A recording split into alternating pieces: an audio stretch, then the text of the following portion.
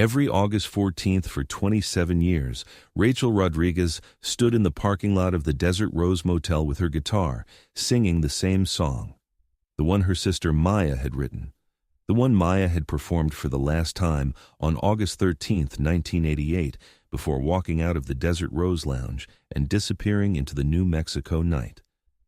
Rachel would stand under the same flickering neon sign, in the same spot where Maya's truck had been parked that final night, and she'd sing Desert Highway from beginning to end. Sometimes a few locals would stop to listen. Sometimes motel guests would watch from their windows. Most years Rachel sang alone, her voice carrying across empty asphalt while sagebrush tumbled past in the desert wind. People thought it was grief ritual, a sister unable to let go. The motel owner, Frank Dawson, would watch from his office window with what Rachel interpreted as sympathy. This kind man who'd let her hold these annual vigils on his property for nearly 3 decades, who'd shake his head sadly and say he wished he'd seen something that night, anything that might help. But in 2015, when construction workers renovating the motel found something hidden inside room 12's wall, Rachel would discover that Frank Dawson's sympathy had been performance, that he'd known exactly what happened to Maya, that his son had killed her and Frank had helped hide the evidence, and that Maya herself had left a message, recorded accidentally in her final moments, waiting for someone to break through the right wall and finally listen. If you're new to Revealed Crime Cases, this isn't fiction. This is the true story of how a talented country singer disappeared hours after her last performance, how her sister spent 27 years holding annual vigils that the world dismissed as unhealthy grief, and how a cassette tape hidden inside a motel wall finally revealed a truth that shattered a family and exposed a killer who'd been hiding behind kindness for nearly 3 decades. Before we dive into Maya Rodriguez's final night and her sister Rachel's remarkable dedication, take a moment to hit that subscribe button. This channel explores cases where families refused to give up, where evidence survived in the most unexpected places, and where justice arrived decades after everyone else had moved on. I promise you, what happened at the Desert Rose Motel will stay with you long after this video ends. Now, I'm curious, where are you watching from today? Drop your location in the comments below. After spending time in the New Mexico desert with this story, I'd love to know where this case is reaching, connecting people who believe every missing person deserves someone who refuses to forget them. August 13, 1988 was unseasonably hot even by New Mexico standards. Temperatures had peaked at 104 degrees that afternoon, and even after sunset, the desert radiated stored heat like an oven. The Desert Rose Lounge's air conditioning struggled to keep the interior comfortable, managing only to reduce the temperature to a sticky 85 degrees. But the 40-some people scattered across the bar's interior didn't seem to mind. They'd come for cold beer, cheap whiskey, and live music in that order. Maya Rodriguez took the small stage at 9 p.m., exactly as scheduled. At 26, she'd performed this routine hundreds of times at dozens of similar venues across New Mexico and West Texas. Set up the microphone, tune the guitar, smile at the audience, and transport them somewhere else for a few hours through songs about heartbreak and hope, loneliness and love, dreams deferred, and second chances. Maya looked the part of a country singer. Dark hair pulled back in a practical ponytail, worn jeans and a turquoise western shirt with pearl snap buttons, scuffed cowboy boots that had walked across more bar stages than she could count. But it was her voice that commanded attention. Rich and expressive, capable of conveying genuine emotion that made strangers feel understood. She opened with a Patsy Cline cover, transitioned into some Dolly Parton, mixed in original songs she'd written herself. The crowd responded well, tapping feet, nodding heads, occasionally joining in on familiar choruses. Rachel Rodriguez sat at a table near the back, as she always did when Maya performed locally. At 24, Rachel had heard her sister sing thousands of times, but she never got tired of it. There was something magical about watching Maya transform a room, the way audiences would gradually stop their conversations and actually listen. Rachel felt a surge of pride mixed with bittersweet anticipation. This was one of Maya's last Alamogordo performances before Nashville. The callback from Bluebird Records had come 2 weeks earlier. A real producer wanted to work with Maya. It was happening. Finally, after 8 years of roadside bars and truck stops, Maya was getting her shot. Maya finished her set at 11:40 p.m. with Desert Highway, the song she'd written about leaving small towns for bigger dreams. The lyrics told the story of a woman driving through the desert at night, radio playing, highway stretching endlessly toward a horizon that promised something better. It was autobiographical, though Maya had never explicitly said so. As the final chord faded, the audience applauded, not a standing ovation, but genuine appreciation. Maya smiled, thanked everyone for coming, and began packing her guitar. "That was beautiful," Frank Dawson said, approaching the stage. The motel owner was in his late 50s, weathered skin and silver hair giving him the look of an aging cowboy. He'd owned the Desert Rose since 1975 and had always treated Maya kindly, booking her regularly and paying fair rates when other venues tried to lowball musicians. "You're going to kill them in Nashville. They don't know what's about to hit them." "No." Maya laughed, securing her guitar, a Martin D28 that had belonged to her father in its battered case. "I hope you're right. This feels like my last chance, you know?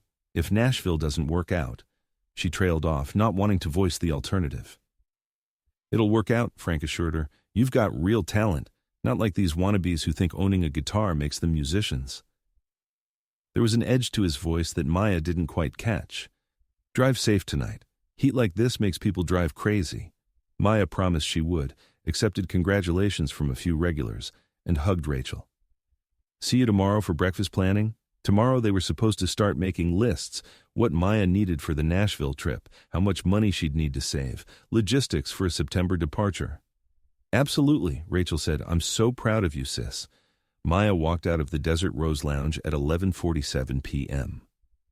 The parking lot was nearly empty, just her red Ford F-150, a couple of cars belonging to late-night drinkers still inside, and Frank Dawson's Buick. The security camera mounted above the lounge entrance captured Maya crossing the asphalt, guitar case in hand. The footage, grainy and black and white, showed her reaching her truck, setting the guitar case in the bed, and then pausing.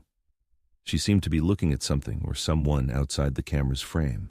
Her body language changed, shoulders tensing slightly. Then, she moved out of the camera's view entirely. The timestamp read 11:49 p.m. That was the last confirmed sighting of Maya Rodriguez alive. At 7:30 a.m. on August 14th, a motel housekeeper arriving for morning shift noticed Maya's truck still parked in the lot unusual, because performers typically left right after their sets. The housekeeper mentioned it to Frank Dawson, who walked out to investigate. The truck was unlocked, keys in the ignition, driver's door slightly ajar. Maya's purse sat on the passenger seat, wallet inside with ID and cash untouched, but her guitar was gone. The Martin D28 that had been in the truck bed was missing. Frank immediately called the police. By 9:11 a.m., Otero County Sheriff's deputies were processing the scene. By noon, Maya was officially listed as a missing person. By evening, Rachel was at the sheriff's department, frantic with worry, insisting that Maya would never abandon her truck, would never leave without telling anyone, that something terrible had happened. The investigation found frustratingly little evidence, no signs of struggle in or around the truck, no blood, no torn clothing, no indication of violence. The security camera had captured Maya walking to her vehicle, but didn't cover the entire parking lot, leaving blind spots where anything could have happened. Witnesses inside the lounge reported nothing unusual. Maya had seemed happy, excited about Nashville, normal in every way. Frank Dawson told investigators he'd closed up the lounge around midnight, noticed Maya's truck was gone, and assumed she'd driven home. He hadn't seen or heard anything concerning. The missing guitar became a point of focus. Why would someone take the guitar but leave the purse with money? Investigators theorized that perhaps Maya had been meeting someone, maybe a romantic encounter that had gone wrong, or perhaps someone had offered her a ride and she'd taken the guitar but left the truck temporarily. But Rachel insisted Maya wasn't seeing anyone, wasn't the type to leave her truck unlocked with her purse inside, wouldn't have taken just the guitar if she was going somewhere willingly. Search parties combed the desert surrounding Alamogordo. Volunteers walked grid patterns through scrubland and arroyos, looking for any sign of Maya or her guitar. Dive teams searched stock tanks and irrigation ditches. The search expanded to include White Sands National Monument and the surrounding mountains. Nothing. Maya Rodriguez had vanished as completely as if the desert had swallowed her whole. The case made local news, then briefly regional news when Maya's Nashville callback was revealed. Talented singer disappears just before career breakthrough made for compelling headlines. But without leads or evidence, media interest faded within weeks. By September, when Maya should have been in Nashville recording with Bluebird Records, the investigation had stalled. Detective James Martinez, lead investigator on the case, told Rachel what families of missing persons dread hearing. "We've followed every lead. We've searched everywhere we can search. Without new evidence or witnesses coming forward, there's not much more we can do. I'm sorry." Rachel refused to accept this. She printed flyers with Maya's photograph and distributed them across New Mexico. She called the sheriff's department weekly, asking about updates. She organized volunteer searches on weekends, convinced that Maya was out there somewhere, that they just hadn't looked in the right place. But months became a year, and the year became 2, and Maya remained gone without explanation. The first anniversary vigil on August 14, 1989, was Rachel's way of refusing to let Maya be forgotten. She stood in the Desert Rose parking lot, in the spot where Maya's truck had been found, and sang Desert Highway with her own guitar. A few people stopped to listen, locals who remembered Maya, curious motel guests, a reporter from the Alamogordo Daily News who wrote a brief human interest piece about the sister who wouldn't give up. Frank Dawson came out of his office to tell Rachel she was welcome to hold the vigil there any time, that he hoped Maya would be found, that he thought about her often. Rachel thanked him for his kindness, not knowing that kindness was calculated, that Frank Dawson knew exactly where Maya was, or at least what had happened to her, that he'd helped his son Danny cover up a murder, that he'd maintained this deception while watching Rachel stand in his parking lot year after year, singing for a sister he knew would never come home. For 27 years, Frank Dawson's greatest performance wasn't running a motel. It was pretending to care while hiding the truth behind sympathetic smiles and encouraging words. But evidence, like songs, has a way of surviving. And Maya Rodriguez, who dreamed of recording studios in Nashville, had left the most important recording of her life hidden inside a wall, waiting for someone to finally press play and listen to what she'd captured in her final moments. The truth was patient. It could wait 27 years. And when it finally emerged, it would shatter everything. Maya Rodriguez had been singing since she could talk. Family legend held that her first complete sentence wasn't, "I love you" or "I'm hungry," but rather an attempt to sing along with a Patsy Cline song playing on her father's truck radio. Carlos Rodriguez, a mechanic who worked at Alamogordo's only full-service garage, loved country music with the devotion some men reserve for religion or sports. His daughters Maya, born in 1962, Rachel in 1964, grew up surrounded by the sounds of Hank Williams, Johnny Cash, Loretta Lynn, and Dolly Parton. Carlos's vinyl collection filled an entire bookshelf, and weekend evenings often featured the family gathered in the living room, Carlos playing guitar while his daughters sang harmony. By age 10, Maya was performing at local events, school talent shows, church gatherings, county fairs. Her voice had a quality that made people pause their conversations and actually listen, a maturity that seemed impossible in someone so young. Carlos recognized his daughter's gift and nurtured it carefully. He taught Maya to play guitar, passing down techniques he'd learned from his own father. He explained how songs were constructed, verse, chorus, bridge, and encouraged Maya to write her own material. "Anybody can sing someone else's song," Carlos would tell her, "but the real artists write their own truth." Maya took that advice seriously. By her teenage years, she was writing songs constantly in notebooks during class, on napkins during her shifts at the local diner where she worked after school, anywhere inspiration struck. She wrote about growing up in a small desert town where opportunities seemed limited by geography and circumstance, about watching her father work himself exhausted for modest wages, about dreams that felt simultaneously close and impossibly distant. Her songs had the authenticity that couldn't be manufactured, the genuine emotion that separated good country music from mere commercial product. Rachel, 2 years younger, became Maya's first and most devoted fan.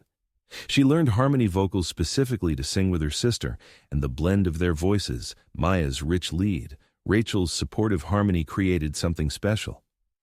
They performed together at local venues whenever possible, splitting the modest payment and dreaming about futures that might involve something bigger than Alamogordo's limited music scene.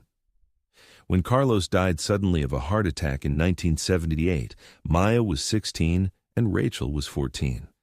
Their mother, overwhelmed by grief and the practical challenges of raising 2 teenagers alone on a secretary's salary, struggled to keep the family stable.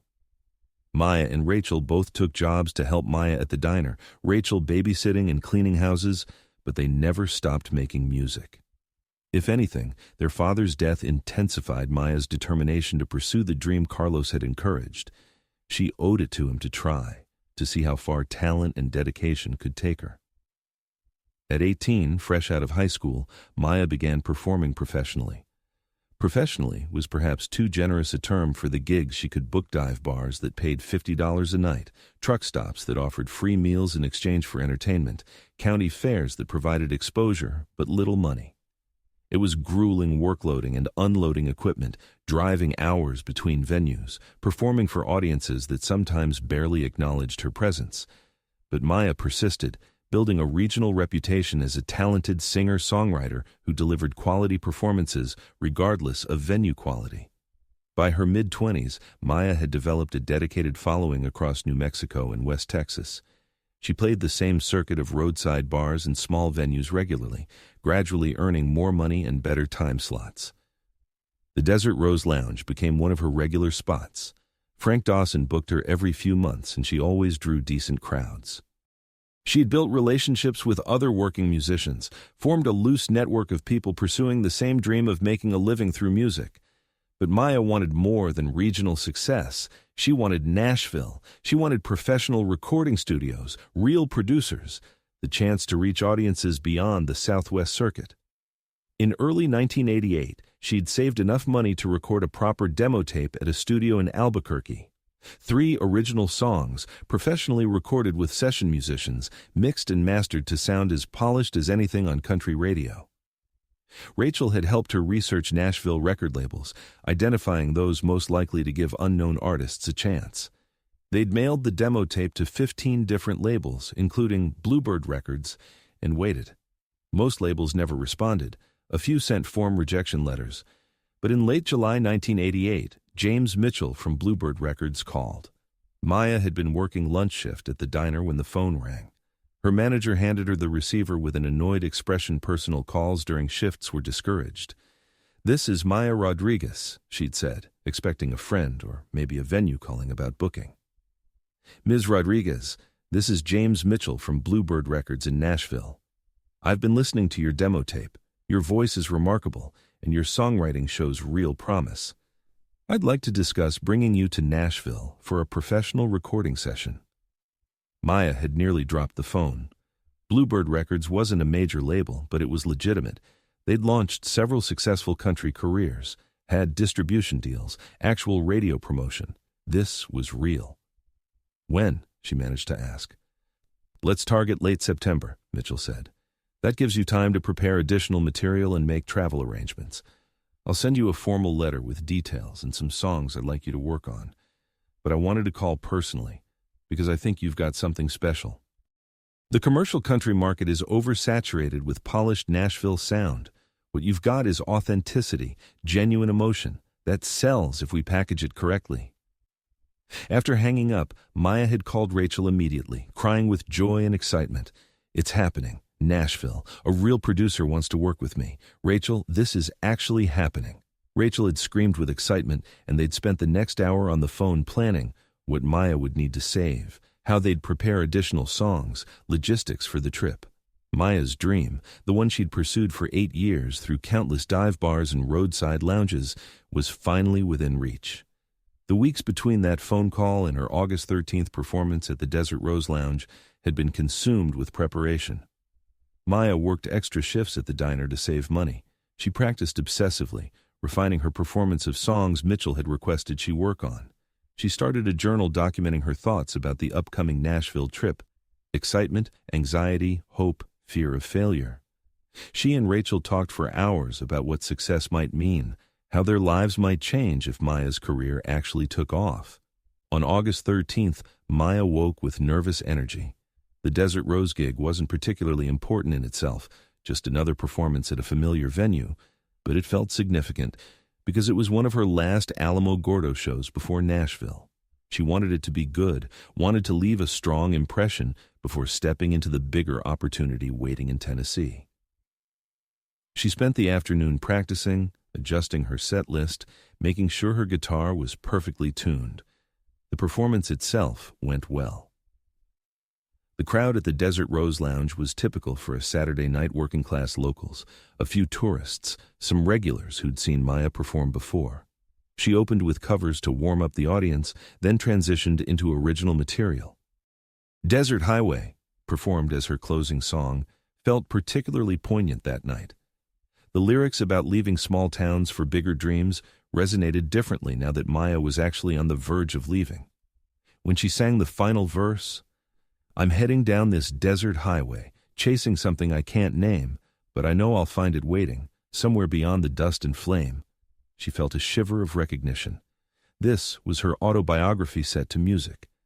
After the performance, several people congratulated her on the upcoming Nashville opportunity. Word had spread through Alamogordo's small music community, and local musicians were excited that one of their own was getting a legitimate shot. Frank Dawson was particularly encouraging, telling Maya she deserved the opportunity and would represent New Mexico well. His son Danny, working sound that night, had been noticeably quiet, offering only a brief nod when Maya thanked him for the sound mixing. Danny Dawson was 28, 2 years older than Maya, and had harbored musical ambitions himself. He played guitar adequately and wrote songs that showed more ambition than talent. For years, he'd tried to break into the same regional circuit Maya had conquered, but venues rarely booked him twice. Audiences tolerated his performances but didn't request encores. Other musicians were polite but didn't seek collaboration. Danny blamed this on politics, on his lack of connections, on audiences being too unsophisticated to appreciate his artistic vision. The possibility that he simply wasn't very good never seemed to occur to him. He'd watched Maya's career with growing resentment. They'd started around the same time, both playing open mics in small venues in the mid-1980s. But Maya's trajectory had been upward, while Danny's remained stagnant. She got regular bookings at decent venues. He struggled to find any work. She'd recorded a professional demo. His home recording sounded amateurish by comparison. And now she had a Nashville callback while Danny was stuck running sound at his father's motel lounge, watching more talented musicians succeed where he'd failed. On the night of August 13th, that resentment had been particularly acute. Danny had listened to Maya perform Desert Highway and felt something toxic building inside him, envy mixed with anger, inadequacy masked as contempt. She was leaving, going to Nashville, escaping Alamogordo while he remained trapped in the same dead-end job at his father's motel. It wasn't fair. Why did she get opportunities he'd been denied? What made her so special? After Maya's performance ended and the crowd began dispersing, Danny had stayed behind the sound booth, watching her pack her guitar, accept congratulations, hug her sister Rachel. He'd noticed Maya's portable cassette recorder, a Sony Walkman she often used to record practices and capture song ideas. It sat on the table near her guitar case, apparently forgotten in the post-performance routine. Danny had seen her use it before, knew she recorded herself constantly as part of her creative process. What Danny didn't know, what nobody would discover for 27 years, was that the cassette recorder had been running. Maya had pressed record before her performance, intending to capture the set for later review. She often analyzed her performances to identify areas for improvement. The 90-minute tape had recorded the entire show and continued running after Maya finished, capturing ambient bar sounds, conversations, the gradual emptying of the lounge as patrons left. When Maya walked out to her truck at 11:47 p.m., the recorder was in her bag, still running. When Danny Dawson followed her into the parking lot minutes later, confronting her with accusations about stolen opportunities and undeserved success, the recorder captured every word. When the confrontation escalated into violence, when Maya's excitement about Nashville transformed into terror, when her final moments played out in that dark parking lot, the recorder documented it all. Not intentionally, just accidentally. A cassette tape running because someone forgot to press stop. Technology preserving evidence nobody knew existed. For 27 years, that tape would wait inside a motel wall, patient and silent, while Maya's sister sang in the parking lot and her killer maintained his innocence and her dreams of Nashville faded into what might have been. But evidence survives, and eventually, someone would break through the right wall and finally hear what Maya's cassette had captured on the last night of her life. The first year after Maya disappeared, Rachel Rodriguez barely functioned. She'd moved back into her mother's house, unable to bear living alone while her sister was missing. Sleep became impossible. Every night brought nightmares about Maya calling for help, trapped somewhere Rachel couldn't reach. Food lost all appeal. Rachel dropped 20 pounds in 2 months, her face becoming gaunt and hollow. Friends worried she was destroying herself, but grief had its own momentum, and Rachel couldn't seem to stop the downward spiral. Her mother, Elena Rodriguez, tried to maintain normalcy despite her own devastation. She'd already buried her husband, Carlos. Now her eldest daughter had vanished, and her youngest daughter was consumed by anguish. Elena worked her secretary job during the day, came home to cook meals Rachel barely touched, and spent evenings sitting with Rachel in silence because there were no words that helped. The house that had once been filled with music, Carlos playing guitar, Maya and Rachel singing harmony, became a tomb of silence and waiting. Detective James Martinez called periodically with updates that weren't really updates. No new leads, no witnesses coming forward, no evidence emerging. The case remained active in theory but stalled in practice. Maya's missing person file sat in a cabinet at the Otero County Sheriff's Department, one of dozens of unsolved cases that haunted investigators but offered no clear path forward. Martinez genuinely wanted to solve it. Maya's case had gotten under his skin in the way certain cases do, but without evidence or witnesses, he had nowhere to take the investigation. Rachel became obsessed with finding answers herself. She created a timeline of Maya's final day, mapping every known movement, every person Maya had interacted with, looking for gaps where something might have happened. She interviewed everyone who'd been at the Desert Rose Lounge that night, asking the same questions police had already asked, hoping someone might remember a detail they'd previously forgotten. She walked the desert surrounding Alamogordo, searching areas she thought search parties might have missed, calling Maya's name into canyons and arroyos that offered only echoes in response. The first anniversary vigil in August 1989 had started as private grief ritual. Rachel didn't plan to make it public or annual. She simply felt compelled to be at the Desert Rose parking lot on August 14th, the anniversary of finding Maya's truck abandoned. She brought her guitar and sang Desert Highway because it was the last song Maya had performed, and singing it made Rachel feel connected to her sister in a way nothing else did. A few people happened to witness it: motel guests, passers-by, Frank Dawson watching from his office window. The Alamogordo Daily News ran a small article about the grieving sister who wouldn't give up. And something about that public acknowledgement felt important to Rachel. Maya wouldn't be forgotten. Rachel would make sure of it. The second anniversary in 1990 was intentionally public. Rachel announced it in advance, invited people to join her, and arrived at the Desert Rose parking lot prepared to sing regardless of whether anyone came.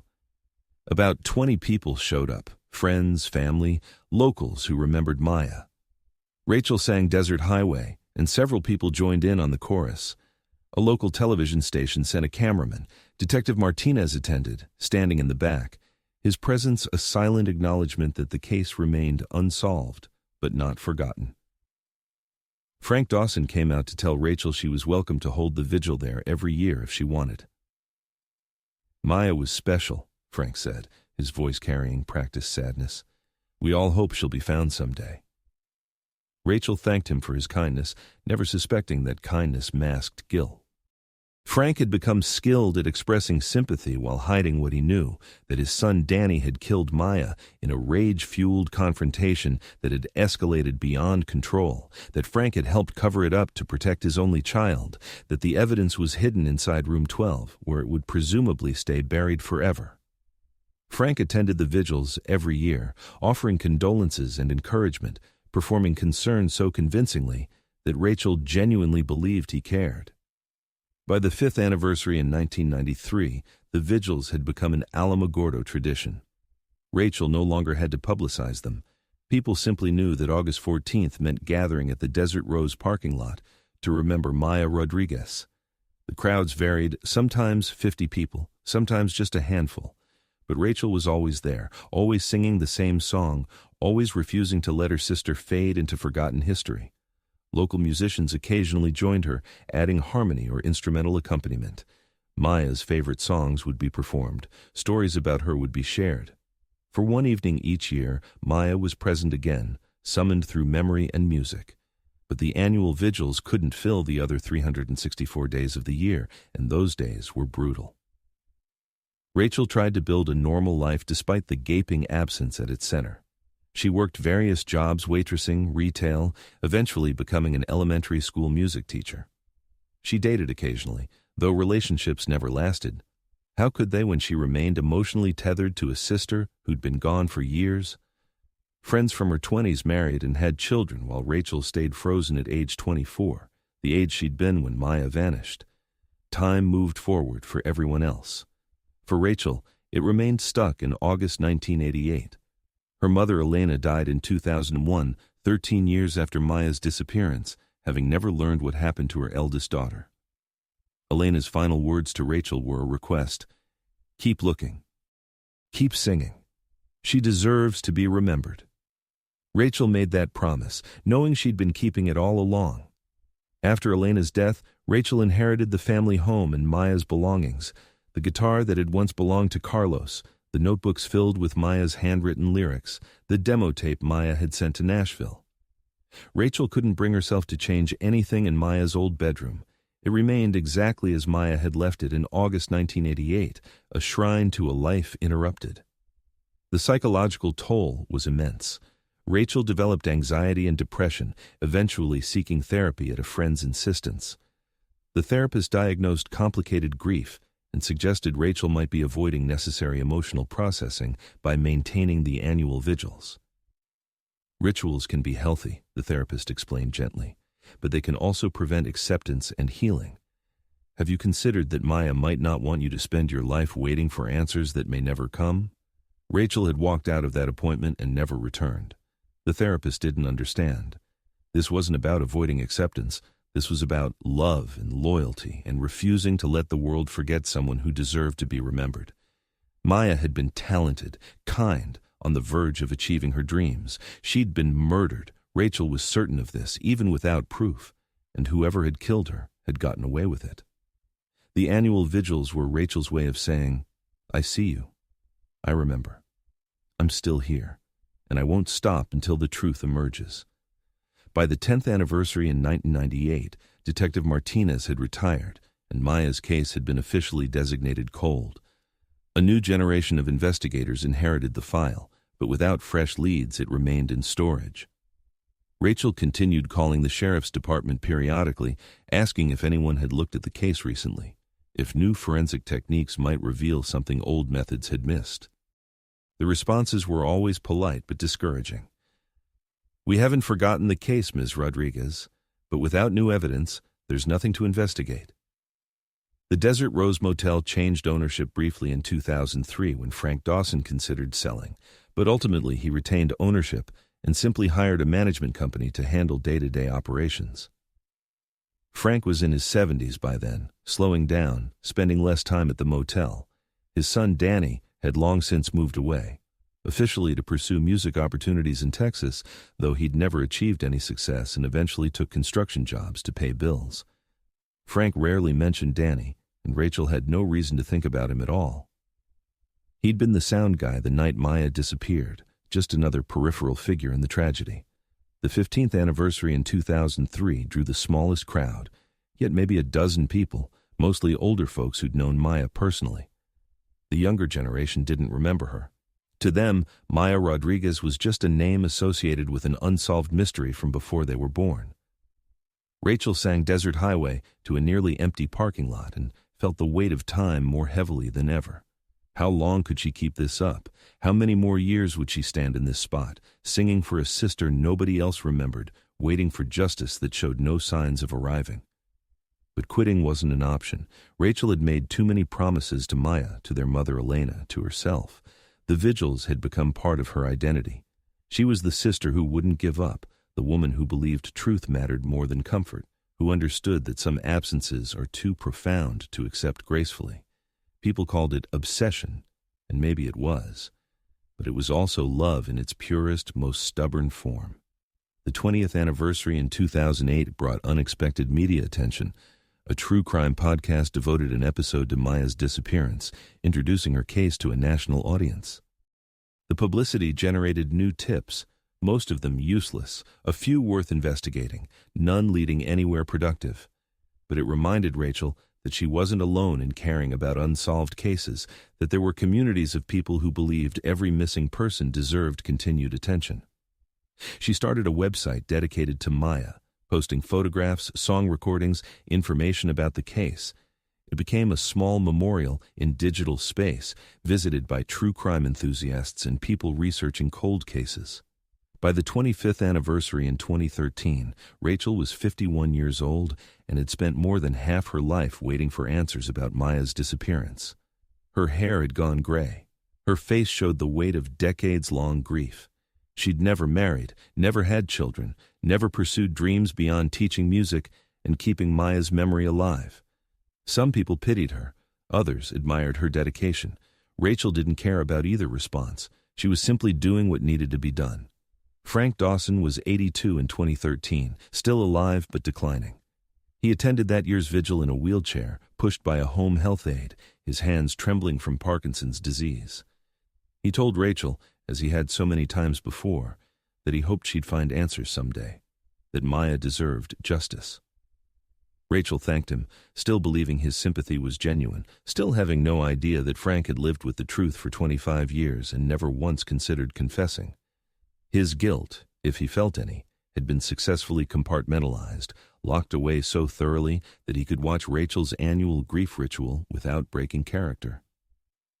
Danny Dawson, now 55 and living in El Paso, occasionally thought about Maya Rodriguez, usually when drinking, when memories surfaced unbidden. He'd convinced himself over the years that what happened wasn't really his fault, that Maya had provoked him with her arrogance about Nashville, that the violence had been an accident rather than a choice. He'd buried the memory of her terrified face, the weight of her guitar case that he'd taken and later destroyed, the cassette recorder he'd hidden in room 12's wall, thinking it would be demolished eventually. Danny had moved on, built a different life, rarely returned to Alamogordo. The past was past. Maya Rodriguez was just a mistake from his youth, an unfortunate incident best left forgotten, but evidence doesn't forget. And in March 2015, when the Desert Rose Motel was finally slated for renovation rather than demolition, when construction workers began gutting room 12 to modernize outdated facilities, when Miguel Santos's sledgehammer broke through drywall and a plastic-wrapped cassette player fell out, the past suddenly became present again. The truth that Frank and Danny Dawson thought they'd buried successfully for 27 years was about to emerge into light. And Rachel Rodriguez, who'd spent 27 years singing in a parking lot while the men responsible for her sister's death watched with false sympathy, was about to discover that her vigil hadn't been futile, that loyalty and persistence could outlast deception, that some truths wait decades to be revealed, but eventually find their way to the surface. The cassette tape in room 12's wall had been patient, and now, finally, it was ready to speak. March 2015. The Desert Rose Motel had stood on Highway 54 for 48 years, weathering desert sun and windstorms, hosting thousands of transient guests, gradually declining from roadside charm to shabby obsolescence. The neon sign that once glowed pink and welcoming now flickered unreliably. The swimming pool had been drained and covered years ago. The attached lounge where Maya Rodriguez had performed her final show had closed in 2010 when Frank Dawson could no longer manage operations. By 2015, the Desert Rose was a relic, its glory days long past. Then, Southwest Hospitality Group purchased the property. The development company specialized in transforming aging motor lodges into boutique accommodations, preserving vintage architecture while modernizing amenities to appeal to travelers seeking authentic Southwestern experience with contemporary comfort. The Desert Rose, with its mid-century bones and roadside location, seemed perfect for transformation. Renovation would be extensive: gut the rooms, update plumbing and electrical systems, install modern bathrooms and air conditioning, refresh the exterior with period-appropriate paint and restored signage. Miguel Santos, foreman for the construction crew, had worked dozens of similar renovations. He knew what to expect: outdated wiring that didn't meet current codes, plumbing that would need complete replacement, drywall concealing decades of patches and repairs. Renovating vintage buildings meant confronting their hidden histories, the accumulated debris of decades compressed between walls and beneath floors. Room 12 was slated for demolition on March 18th. The plan called for stripping the room down to studs, removing everything except the basic structural frame. Miguel assigned a crew of 3 to begin the work. They started by removing fixtures, light switches, electrical outlets, the bathroom sink and toilet. Then they began demolishing drywall, using sledgehammers and pry bars to expose the room's skeleton. Around 2:30 p.m., Miguel swung his sledgehammer at the wall between room 12 and the adjacent utility closet. The drywall crumbled satisfyingly, revealing wooden studs and pink insulation. But something else was visible between the studs, something that didn't belong in a wall cavity. A package wrapped in plastic grocery bag, wedged deliberately between vertical supports as if hidden. "Hey, check this out," Miguel called to his crew. He carefully extracted the package, noting its weight and the way it had been positioned, not accidentally dropped during construction, but placed intentionally. He unwrapped the plastic bag carefully, revealing a Sony Walkman cassette player, dusty but intact. The device was an older model, probably from the late 1980s. A cassette tape remained loaded inside. Miguel's first thought was that some previous resident had hidden valuables or contraband in the wall, but a cassette player seemed like an odd thing to conceal. He examined the device more carefully and noticed something written in faded marker on the bottom: Monsieur Rodriguez. The name meant nothing to Miguel initially, just someone's initials, probably the original owner. He showed the discovery to his crew supervisor, who suggested turning it over to the property management. Might be evidence of something. Better let them decide what to do with it. Miguel agreed, setting the cassette player aside with other items found during demolition: old newspapers, empty bottles, construction debris from previous renovations. At the end of the workday, he delivered the cassette player to Janet Morrison, the property manager overseeing the renovation. Janet examined the device with mild curiosity, a cassette player hidden in a wall for who knows how long. She considered simply discarding it. After all, it was probably just trash left behind by some former guest or employee. But something about the deliberate way it had been hidden, wrapped in plastic and positioned between studs, suggested intention rather than accident. And there was that name on the bottom: M. Rodriguez. Janet had lived in Alamogordo for 15 years, long enough to know local history. The name Rodriguez triggered a vague memory, something about a missing woman, a musician who disappeared from the Desert Rose decades ago. Janet pulled out her phone and searched Rodriguez Desert Rose Motel Alamogordo. The search results filled in details she'd half remembered. Maya Rodriguez, country singer, disappeared August 1988, case never solved, sister still held annual vigils at the motel. Janet felt a chill. Could this cassette player have belonged to that missing woman? The timeline matched. The device looked like it was from the 1980s, and it had been hidden in a wall, not lost accidentally. She called the Otero County Sheriff's Department and reported the discovery. "I'm the property manager at the Desert Rose Motel. We're doing renovations, and construction workers found a cassette player hidden inside a wall. It has a name on it, M. Rodriguez. I think it might be connected to that cold case from the 1980s. By 5:00 p.m., Deputy Carlos Ramirez had arrived to collect the cassette player. By 6:00 p.m., it was logged into evidence, and Detective Lisa Chen, who headed the cold case unit, was examining it with growing excitement. The name on the device matched the missing woman. The hiding place suggested deliberate concealment, and most importantly, there was a cassette tape inside audio that might contain evidence nobody had known existed. But the cassette player's batteries had died decades ago, and the tape itself was old, potentially degraded. Chen didn't want to risk damaging it by playing it on a standard cassette deck. She contacted the New Mexico State Police Forensic Lab and arranged for the tape to be analyzed using specialized equipment designed to handle fragile audio evidence. The tape was carefully removed from the player, photographed, and transported to the lab in Santa Fe. Forensic audio specialist Dr. Marcus Webb had worked with aged recordings before, decades-old 911 calls, surveillance audio from cold cases, historical recordings requiring restoration. But he'd never encountered evidence quite like this, a cassette tape that had been sealed in a wall for 27 years, potentially containing audio from the night a woman disappeared. The tape itself showed some degradation. The magnetic coating had dried out slightly, and there was minor warping from temperature fluctuations over nearly 3 decades. But it was playable, especially using equipment designed for archival audio recovery. Webb loaded the tape into a specialized playback system that could handle fragile media. He digitized the audio at high resolution, creating a permanent record before attempting any cleanup or enhancement. Then, he pressed play.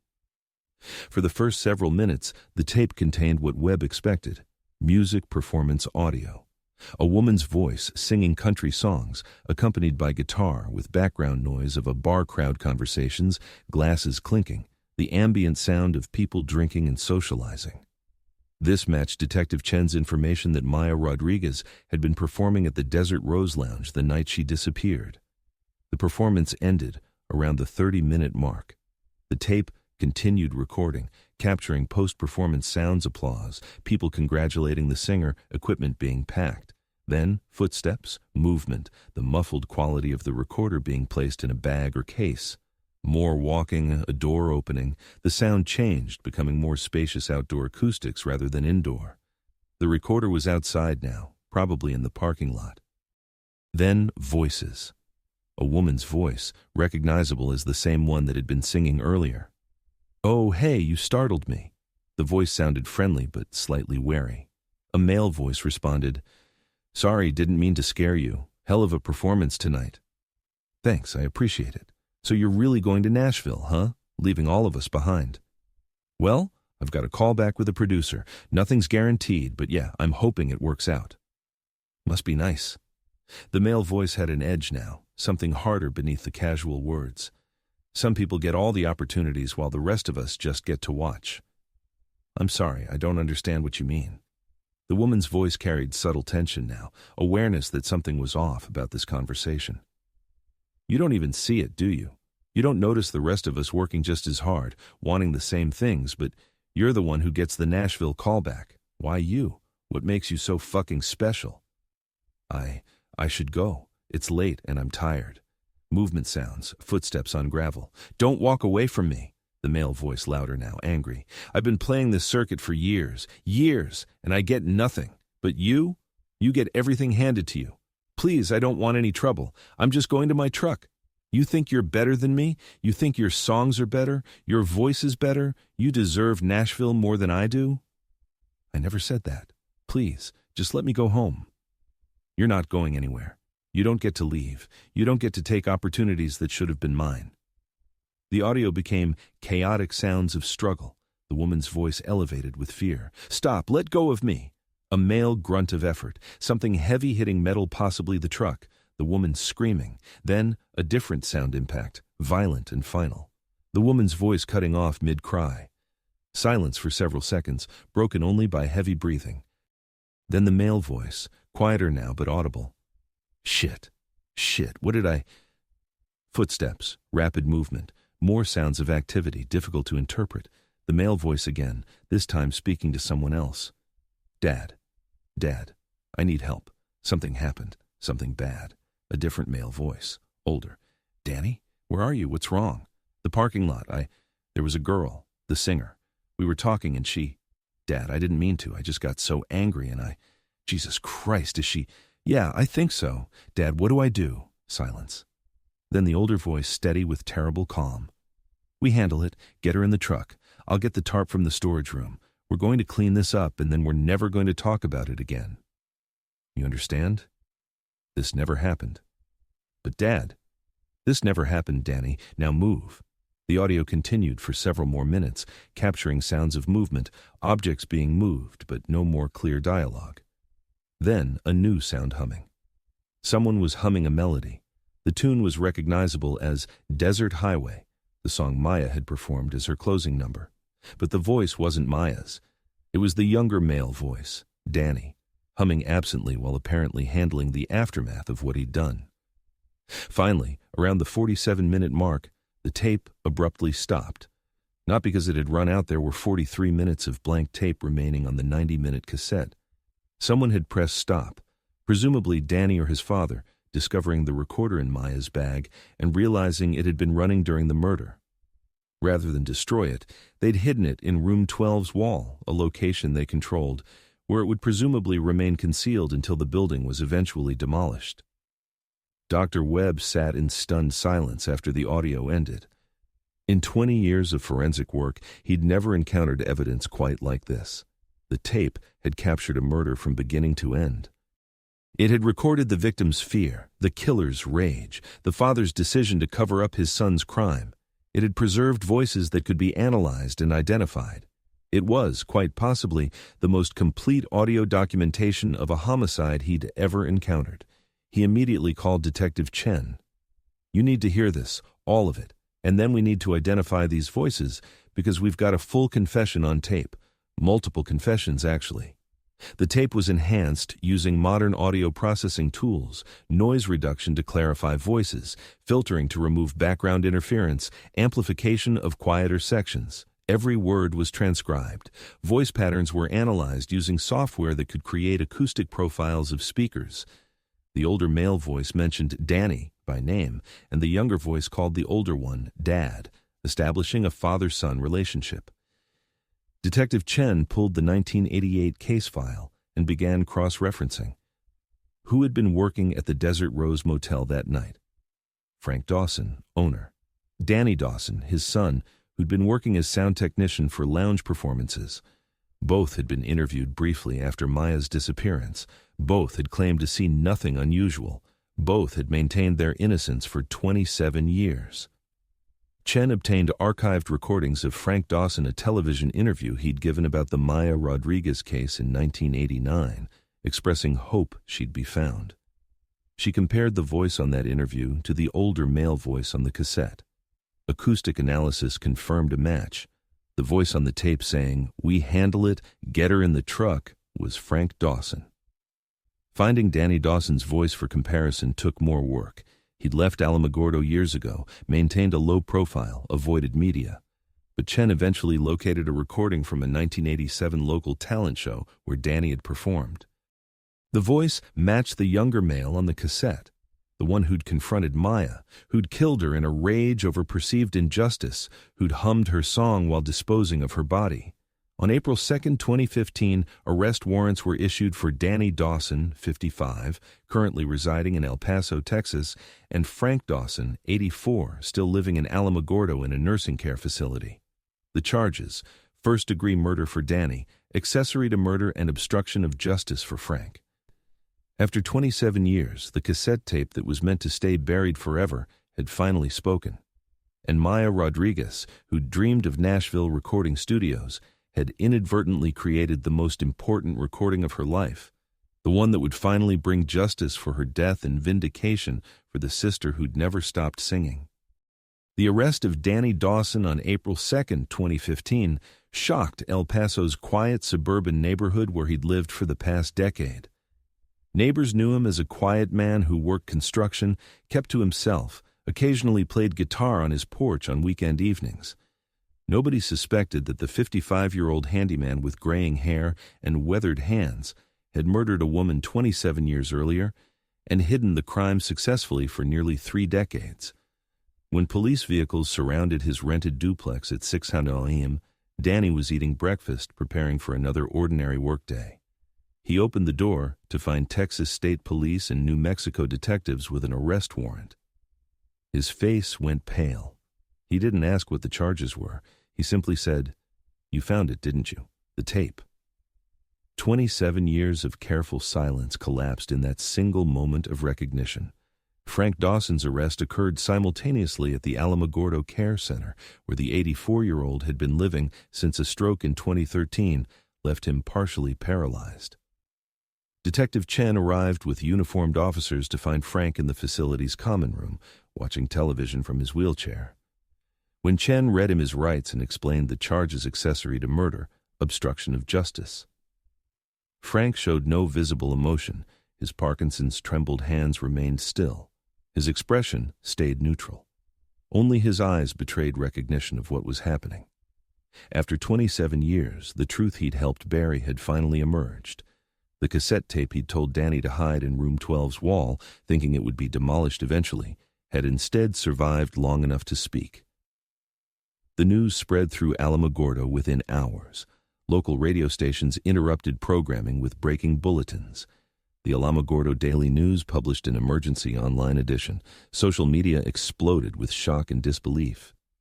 Frank Dawson, beloved local businessman who'd owned the Desert Rose for 40 years, had helped cover up a murder. Danny Dawson, the quiet sound technician many locals barely remembered, had killed Maya Rodriguez over jealousy about her Nashville opportunity.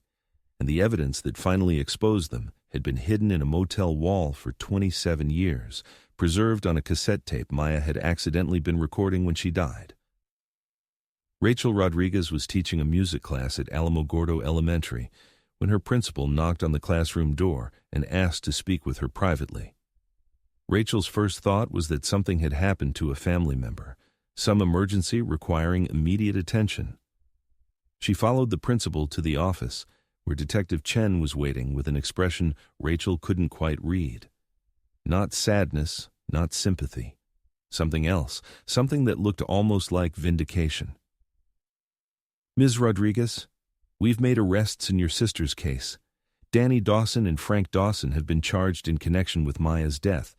We have audio evidence that proves what happened the night she disappeared." Chen's voice was steady, professional, but carrying an undercurrent of emotion that came from finally solving a case that had haunted the department for decades. Rachel sat down heavily in the nearest chair. 27 years. 27 years of vigils and searching and refusing to give up. 27 years of people telling her to move on, to accept that Maya was gone, to let go of her obsession. And she'd been right all along. Maya had been murdered. The truth had been hidden, and the men responsible had been hiding in plain sight the entire time. Frank Dawson, the sympathetic motel owner who'd watched Rachel sing in his parking lot every August 14th for 27 years, who'd expressed hope that Maya would be found, who'd offered kind words and encouragement while knowing exactly what his son had done and where the evidence was hidden. The tears came then, not tears of grief, but tears of rage and vindication and exhausted relief.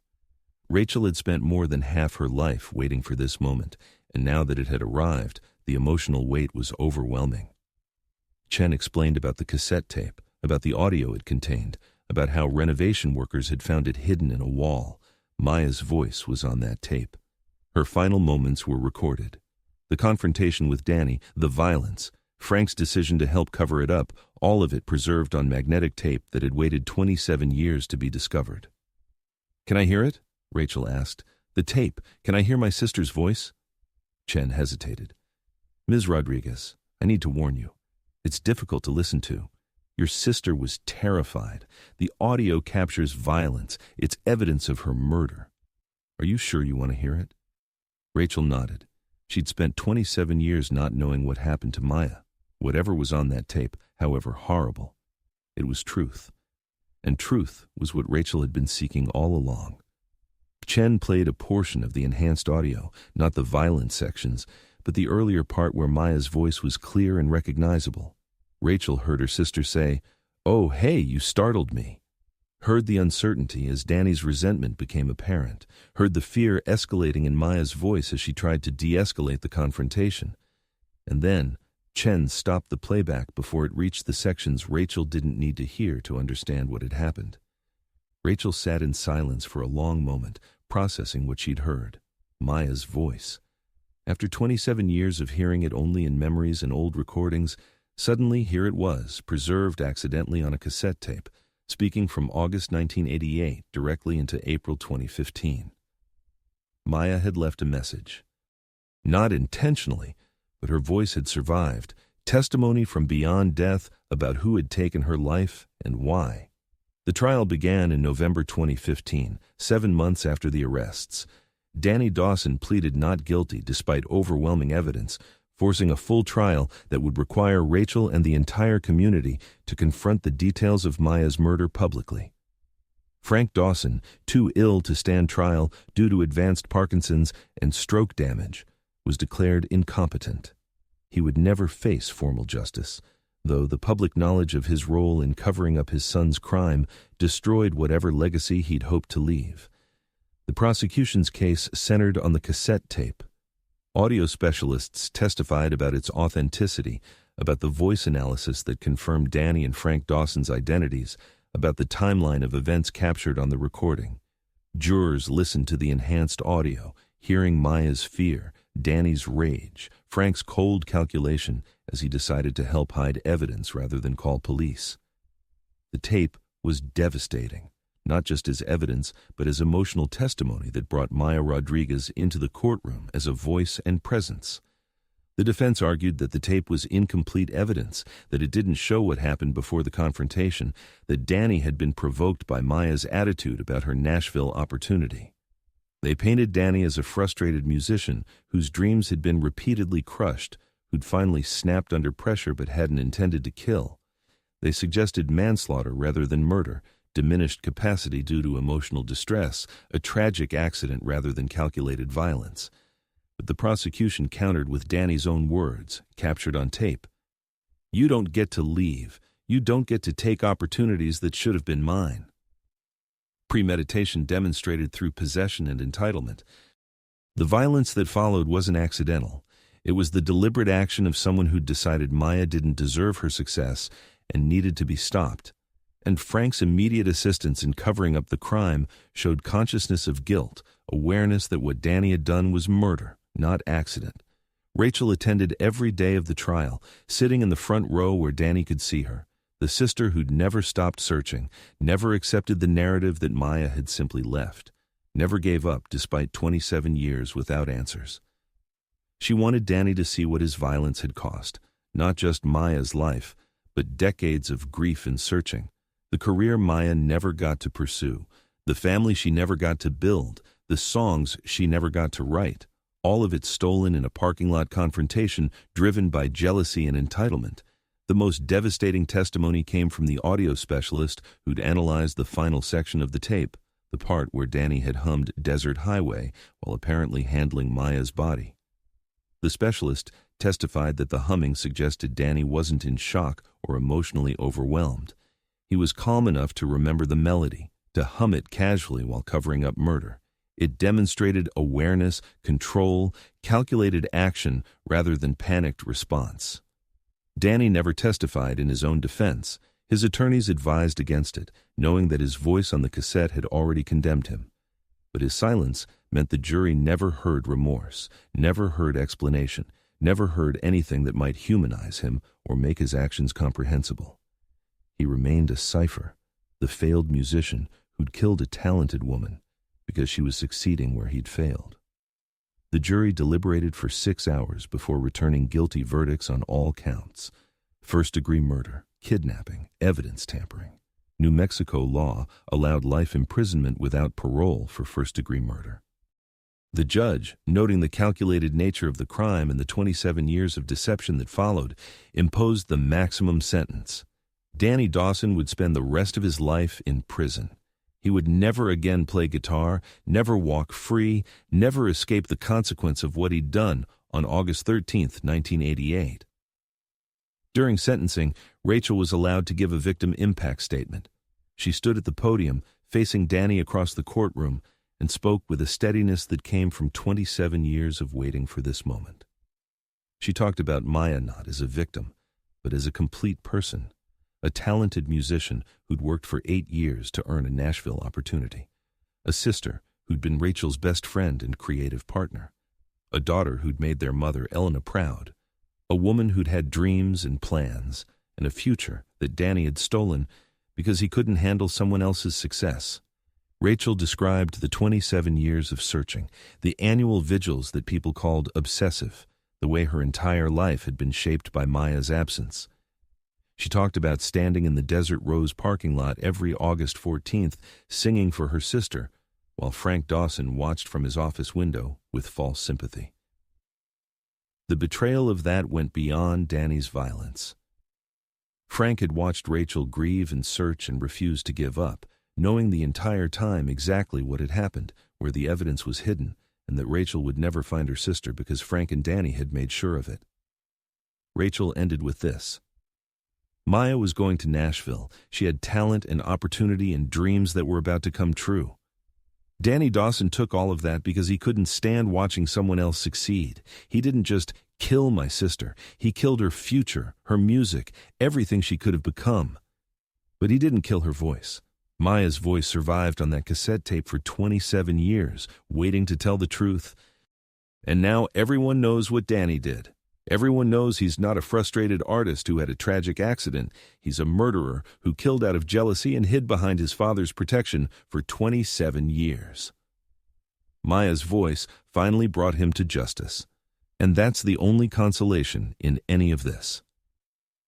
Frank Dawson died 3 months after the trial ended, in February 2016, still in the nursing facility, never having publicly acknowledged his role in covering up Maya's murder. His obituary mentioned his 40 years owning the Desert Rose Motel, but made no reference to the crime that had defined the final chapter of his life. Some people in Alamogordo attended his funeral out of habit or residual respect.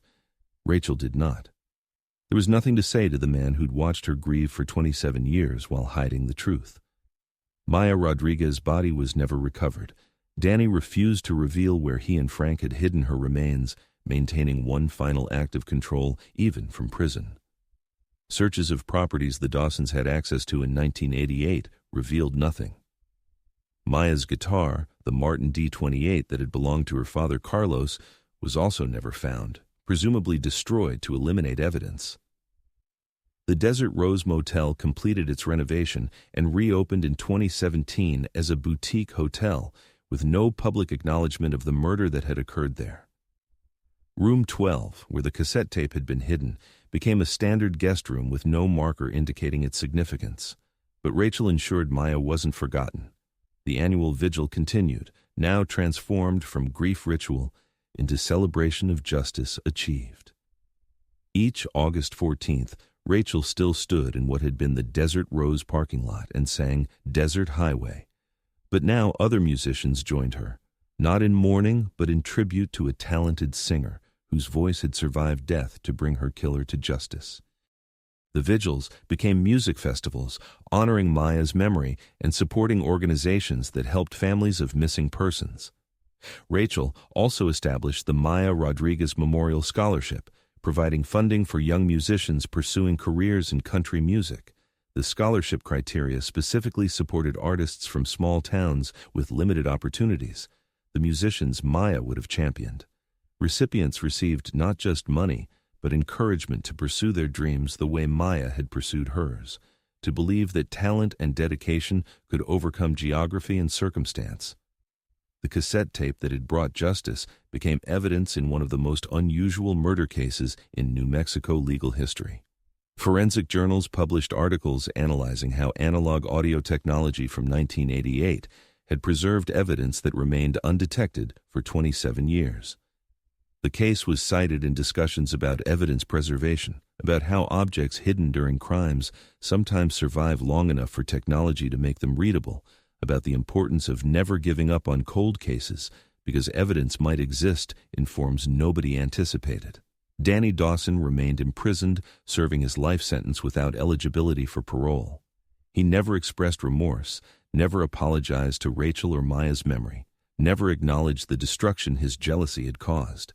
He existed in institutional isolation, denied the music career he'd believed he deserved, spending decades behind bars for a crime that had taken minutes to commit but would define the rest of his life. Rachel Rodriguez, at 53 years old, finally had answers to questions that had consumed 27 years of her life. Maya had been murdered, the killer had been caught, justice, impossibly delayed but eventually delivered, had arrived. The weight of not knowing lifted, replaced by different weight grief that could finally be processed rather than suspended, memories that could be honored rather than searched through desperately for clues. Rachel would never get her sister back, but she had something. Truth. And for someone who'd spent 27 years searching, truth was a form of justice all its own. The story of Maya and Rachel Rodriguez reminds the world that some vigils aren't obsession, but love in its most persistent form. That evidence can survive in unexpected places, waiting for the right moment to speak. That voices silenced by violence can still testify through technology and time. And that families who refuse to give up, who keep singing when everyone else has stopped listening, sometimes live to see vindication arrive even after decades of waiting. Maya Rodriguez never made it to Nashville, never recorded in professional studios, never achieved the career her talent deserved. But her voice survived anyway, not on country radio, but on a cassette tape that became the most important recording she never meant to make. A recording that waited 27 years inside a motel wall until someone broke through and finally listened. Some songs are meant to be heard immediately. Others wait for the right audience. And Maya's final recording found its audience exactly when it needed to. When technology could enhance it, when investigators could analyze it, when justice could finally be served. The cassette had been patient. The truth had been patient. And Rachel Rodriguez, who'd sung in a parking lot for 27 years, refusing to let her sister be forgotten, had been patient too. Patience, it turned out, was its own form of justice. And sometimes, if the wait is long enough and the dedication strong enough, truth emerges from the walls where it was hidden and speaks in a voice everyone can finally hear. Those interested in cases where families never surrendered and evidence waited decades to reveal the truth can find more stories by subscribing to channels dedicated to cold case investigations. Rachel Rodriguez's 27-year vigil demonstrates that persistence matters, that refusing to forget honors victims in ways that moving on never could, and that justice, while sometimes impossibly delayed, can still arrive when dedication meets opportunity and truth finds its way back to light.